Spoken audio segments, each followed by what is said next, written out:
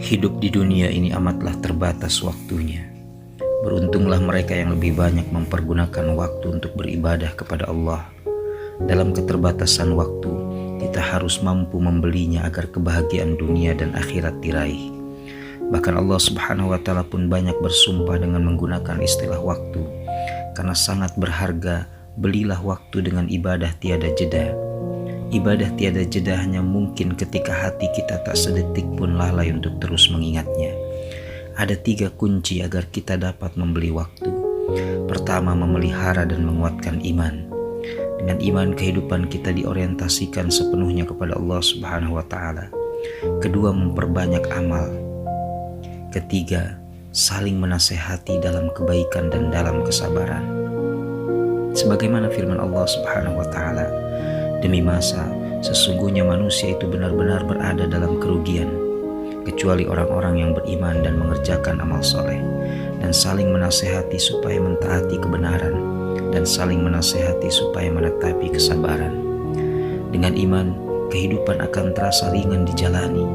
Orang beriman akan menggunakan waktunya sebaik mungkin dan berlomba dalam kebaikan.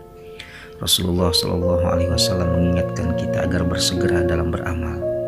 Diriwayatkan oleh Abu Hurairah radhiyallahu anhu, ia berkata, Rasulullah SAW bersabda, bersegeralah kalian beramal soleh sebelum kedatangan ujian yang seperti potongan malam. Seseorang di pagi hari dalam keadaan beriman, tetapi di sore harinya menjadi kafir. Dan ada orang yang di sore hari dalam keadaan beriman, tetapi di pagi hari menjadi kafir. Dia menjual agamanya dengan perhiasan dunia. Mengerjakan amal soleh dan saling menasehati itu membutuhkan ilmu. Dengan ilmu, kita akan terhindar dari kesia-siaan, sesuatu yang berlebihan atau kurang bermanfaat.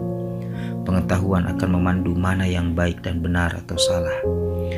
Akan tidak mungkin memberikan nasihat dan didengar nasihat kita bila tanpa ilmu.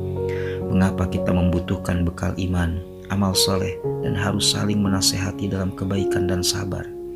Karena tantangan, situasi dan kondisi antara generasi yang berbeda satu dan yang lainnya. Setiap generasi tumbuh dalam kondisi dan tantangan zaman yang berbeda. 3 kunci untuk membeli waktu itu juga memiliki makna agar kita menyiapkan generasi yang kuat dan sanggup berdinamika dengan zamannya masing-masing.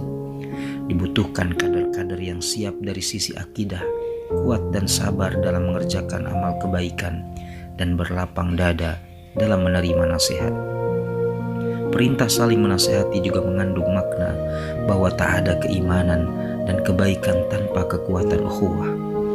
Mereka yang bersabar mendapatkan kabar gembira. Allah Subhanahu wa Ta'ala berfirman, dan sungguh akan kami berikan cobaan kepadamu dengan sedikit ketakutan, kelaparan, kekurangan harta, jiwa dan buah-buahan.